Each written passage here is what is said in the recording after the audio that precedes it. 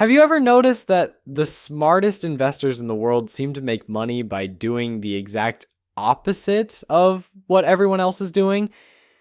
While most people are chasing the latest get-rich-quick scheme or trying to time the perfect market entry, billionaires like Charlie Munger and Warren Buffett built their fortunes by asking a completely different question. They didn't spend their time figuring out how to get rich. Instead, they obsessed over one simple principle: how to not stay poor. My name is Nick, and I've spent way too much time studying the psychology of money and why some people seem to effortlessly build wealth while others remain stuck in the same financial position year after year. Today, I'm going to share with you one of the most powerful mental models that separates wealthy people from everyone else. It's called inversion thinking, and once you understand how it works, you'll never look at money the same way again. So if you're tired of traditional financial advice that tells you to budget harder and invest smarter while you're still living paycheck to paycheck, make sure to subscribe and hit that like button, because this approach is going to flip everything you thought you knew about building wealth completely upside down. Here's something that might surprise you. Most financial advice focuses on what you should do to build wealth. Save more money, invest in index funds, start a side hustle, negotiate your salary. All good advice. But here's the problem. Following positive advice is actually much harder than avoiding negative outcomes. Think about it this way. It's easier to avoid losing $20 than it is to earn $20. It's easier to not buy something expensive than it is to generate the extra income to afford it. It's easier to avoid financial mistakes than it is to recover from them. This is where inversion thinking comes into play. Instead of asking how to get rich, we're going to ask how people stay poor. And then we're going to do the exact opposite of those things. This might sound overly simplistic, but this one shift in perspective has created more millionaires than any other mental framework I've encountered. The concept of inversion thinking originated with a German mathematician named Carl Jacobi, who discovered that many complex mathematical problems became much easier to solve when he approached them backwards. His motto was simple: invert, always invert. Like, what Jacobi realized was that sometimes the best way to solve a difficult problem isn't to attack it head on, but to flip it around and consider what you're trying to avoid. Charlie Munger, Warren Buffett's business partner and one of the most successful investors in history, took this mathematical principle and applied it to investing and life. Munger famously said that much of his success came not from being incredibly smart, but from consistently avoiding stupidity. He didn't try to pick the perfect stocks. Instead, he focused on avoiding terrible investments. He didn't try to time the market perfectly. Instead, he avoided making emotional decisions during market volatility. This approach might not sound as exciting as hunting for the next big opportunity, but the results speak for themselves. Berkshire Hathaway, the company Munger and Buffett built together, has generated returns that have made thousands of shareholders wealthy simply by avoiding the mistakes that destroy most investors. But here's what makes this approach so powerful when applied to personal finance. Most people fail with money, not because they don't know what to do, but because they keep doing things that sabotage their financial progress. They're stuck in patterns that guarantee they'll remain poor, and they don't even realize it. Let me give you an example of how this works in practice. Traditional financial advice tells you to save more money. Inversion thinking asks a different question. What are all the ways people waste money without realizing it? Once you identify these money leaks, plugging them becomes much easier than trying to force yourself to save more through willpower alone. Most people approach their finances like they're trying to fill a bucket with water while completely ignoring the massive holes in the bottom. They focus all their energy on pouring more water in, wondering why the bucket never gets full. Inversion thinking says forget about the water for a moment and fix the holes first. The beauty of this approach is that it works regardless of your current income level. Whether you're making $30,000 or $300,000 per year, the behaviors that keep people poor are remarkably consistent across all income brackets.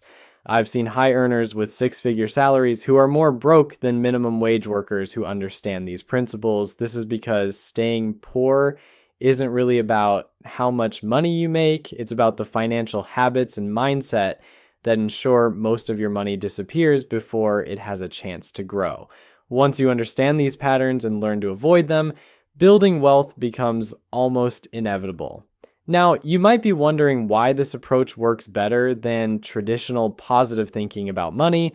The answer lies in how our brains are wired. We're naturally much better at recognizing and avoiding threats than we are at pursuing opportunities. This made sense when we were hunter-gatherers trying to survive, but it also means we can use this natural tendency to our advantage when building wealth. When you focus on what not to do, you're working with your brain's natural patterns instead of against them. You're not trying to force yourself to develop new habits through willpower alone. Instead, you're identifying and removing the obstacles that are already preventing you from building wealth. This is also why most lottery winners end up broke within a few years despite receiving millions of dollars. They never learned to avoid the behaviors that keep people poor. They just temporarily had more money to lose.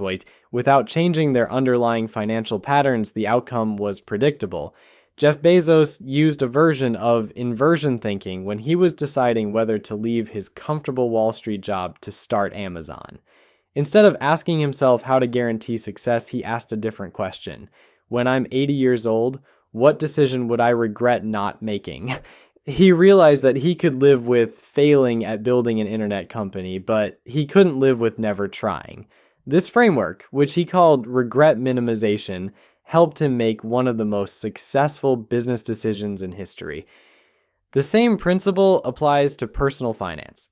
Most people spend their entire lives wondering what would have happened if they had started investing earlier, if they had avoided that expensive car payment, if they had resisted lifestyle inflation when they got their first big raise. These regrets compound over time, and eventually they realize they've spent decades making decisions that guaranteed they would never build real wealth. But here's the good news. Unlike many other approaches to building wealth, inversion thinking doesn't require you to have special knowledge, connections, or even a high income to get started. It simply requires you to identify the specific behaviors and decisions that keep people trapped in financial mediocrity and then systematically avoid them. The most powerful part about this approach is that it creates immediate results. When you stop doing things that drain your wealth, you'll notice the difference in your bank account within the first month. You don't have to wait years to see if an investment strategy pays off. You don't have to hope that a side business eventually becomes profitable. You simply stop the behaviors that have been sabotaging your financial progress, and the money you were already earning starts to accumulate instead of disappearing. Think about this for a moment. Every broke person you know has at least one thing in common. They all have a story about why their financial situation isn't their fault. The economy crashed, their boss was unfair, their ex-spouse took half their money, or they just haven't caught their lucky break yet. But here's what's fascinating about inversion thinking. When you flip the question and ask how people guarantee they'll stay poor, these external excuses start to crumble, and you begin to see patterns that have nothing to do with luck or circumstances. Let me show you exactly what I mean. The first way to guarantee you'll never build wealth is to convince yourself that your income is the problem. This is probably the most common financial delusion in America. People making $40,000 think they need to make $60,000 to get ahead.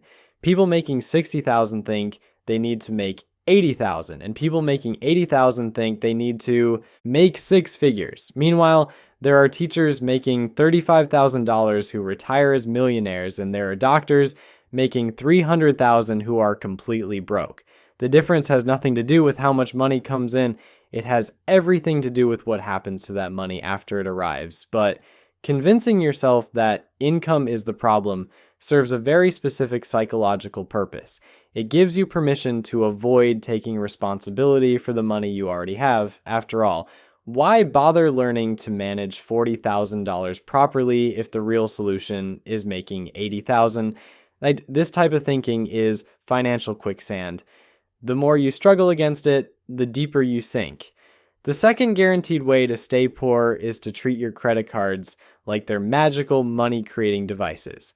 I know this sounds obvious, but you'd be shocked how many intelligent people fall into this trap. They don't see themselves as reckless spenders, they just use credit cards for convenience or emergencies or those occasional purchases that they'll definitely pay off next month.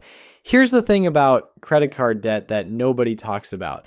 It's not just expensive because of the interest rates, although 20% annual interest will absolutely destroy your wealth over time. It's expensive because it trains your brain to make purchasing decisions without feeling the immediate pain of spending money. When you swipe a card, you get the dopamine hit of acquiring something new, but your brain doesn't register that you just became poor. Cash, on the other hand, creates what psychologists call loss aversion. When you hand over physical money, your brain experiences a small amount of pain. This pain is actually useful because it forces you to evaluate whether the purchase is really worth it. Credit cards eliminate this natural feedback mechanism, which is exactly why retailers love them and why they're so dangerous for building wealth. The third way to guarantee permanent financial mediocrity is to fall victim to lifestyle inflation the moment your income increases. This one is particularly insidious because it feels like success. You get a raise, so you upgrade your apartment. You get a promotion, so you lease a nicer car. You get a bonus, so you start eating at more expensive restaurants. Each individual decision seems perfectly reasonable. After all, you're making more money now, so shouldn't your lifestyle improve accordingly? But here's what happens. Your expenses rise to meet your new income level, and sometimes they exceed it. You end up in the same financial position you were in before the raise, except now you're trapped by higher fixed costs. I've watched this pattern destroy more financial futures than market crashes or economic recessions. People climb the income ladder for decades, always assuming that the next raise will finally give them breathing room, never realizing that they're running on a treadmill that speeds up every time they get ahead. The fourth guaranteed method for staying poor is to buy things you can't afford to impress people you don't even like. This includes expensive cars with payments that stretch for 7 years, designer clothes that you put on credit cards, and houses that require you to be house poor just to make the monthly payments.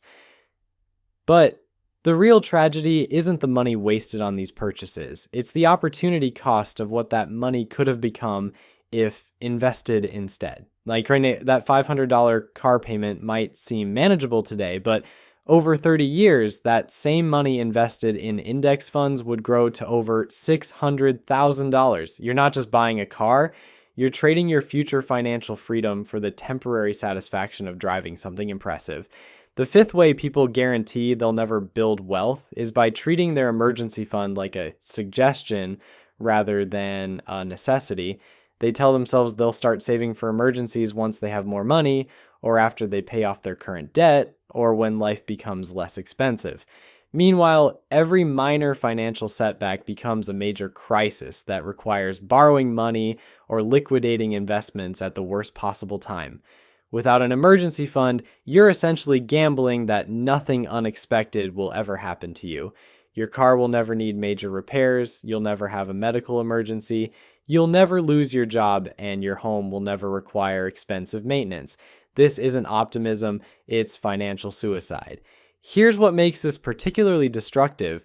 When you don't have emergency savings and something goes wrong, you're forced to make desperate financial decisions. You might cash out retirement accounts and pay penalties and taxes. You might take on high interest debt. You might sell investments when the market is down. Each of these moves doesn't just cost you money today, it derails your long-term wealth building for years to come. The sixth method for ensuring permanent financial struggle is to avoid learning about money and investing because it seems too complicated or boring. This is like refusing to learn how to drive because cars are complicated, then wondering why you can never get anywhere. Here's the uncomfortable truth. Money is one of the most important subjects in modern life, and most people know almost nothing about it. They can tell you the batting average of their favorite baseball player, but they don't understand the difference between a traditional and Roth IRA. They know every detail about their favorite TV show, but they've never read a single book about personal finance. This willful ignorance isn't just limiting, it's expensive.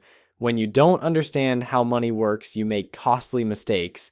You fall for scams, you pay unnecessary fees, you miss opportunities, you trust the wrong people with your financial future, and perhaps most importantly, you never develop the confidence to take control of your own wealth building. The seventh guaranteed path to financial mediocrity is procrastination disguised as perfectionism. These are the people who spend months researching the perfect investment strategy, but never actually invest a dollar. They're waiting for the ideal market conditions, the perfect stock picks, or complete certainty about their financial plan. Meanwhile, time is working against them. Every month they spend planning is a month their money isn't growing. Every year they postpone investing is a year of compound interest they'll never get back. This isn't just about missing out on a little growth, it's a mathematical disaster. Consider this: a 25-year-old who invests just $200 a month for 10 years and then never invests another dime will actually end up with more money at retirement than someone who starts at 35 and invests the exact same amount for 30 years. The early investor puts in $24,000 total. The procrastinator puts in $72,000, works 3 times as long, and still ends up with less. That is the price of trying to find the perfect time to start. The perfect plan that you never implement is infinitely less valuable than the decent plan that you start today. This is why Charlie Munger and Warren Buffett focused on avoiding obvious mistakes rather than finding perfect opportunities. And they understood that time in the market beats timing the market, and that starting with something is better than waiting for everything to be perfect. Now, the 8th way to guarantee you'll remain financially stuck is to fall for what I call the complexity trap. This is when people convince themselves that building wealth requires some sort of advanced degree in economics or access to secret investment strategies that only the ultra wealthy know about. They spend their time hunting for complicated trading algorithms, exotic investment opportunities, or get-rich-quick schemes that promise to crack the code to instant wealth. Here's the ironic part. While they're searching for these magical complex solutions, they're completely ignoring the simple, boring strategies that actually work. They'll spend hours researching cryptocurrency day trading, but won't open a basic index fund account. They'll attend expensive seminars about real estate flipping, but won't automate their retirement contributions. They're looking for a financial cheat code when the real answer is embarrassingly straightforward. Charlie Munger understood this perfectly. He once said that his success came from focusing on simple, understandable businesses rather than trying to decode complex financial instruments. The most reliable path to wealth isn't found in complexity. It's found in doing simple things consistently over long periods of time. But simple doesn't sell seminars, and boring doesn't generate clicks. So most people never hear this message. The 9th guaranteed method for staying poor is what I call emotional financial decision making. This shows up in countless ways, but they all stem from the same root problem: making money choices based on how you feel in the moment rather than what makes sense for your long-term financial health. You're stressed about work, so you go shopping to feel better. You're excited about a bonus, so you immediately spend it on something fun. You're angry about a market dip, so you sell your investments at the worst possible time. You're optimistic about a stock tip from your brother-in-law, so you put money you can't afford to lose into a speculative investment. Each of these decisions might provide temporary emotional relief, but they're wealth destroyers disguised as harmless choices. The wealthy understand that money decisions should be made with the same emotional detachment as choosing what route to take to work. You don't drive to your job based on how you're feeling that morning. You take the route that gets you there efficiently and safely. The 10th way people lock themselves into financial mediocrity is by surrounding themselves with other people who have terrible money habits. Show me someone's 5 closest friends, and I can predict their financial future with scary accuracy. If you're spending time with people who think debt is normal, who believe investing is gambling, who buy things they can't afford to keep up with their neighbors, then guess what? You're going to adopt these same attitudes without even realizing it. This isn't about being judgmental or cutting off friendships. It's about recognizing that financial attitudes are contagious. When everyone around you treats money carelessly, careless spending starts to feel normal. When your social circle normalizes living paycheck to paycheck, building wealth starts to feel selfish or unrealistic. The most successful investors I know didn't get there by accident. They deliberately sought out mentors, books, podcasts, and communities that reinforced wealth-building behaviors rather than wealth-destroying ones. They understood that changing their financial results required changing their financial environment. Here's the 11th mistake that guarantees financial stagnation, and it's one that catches even smart people off guard. It's treating your home like a piggy bank instead of a place to live.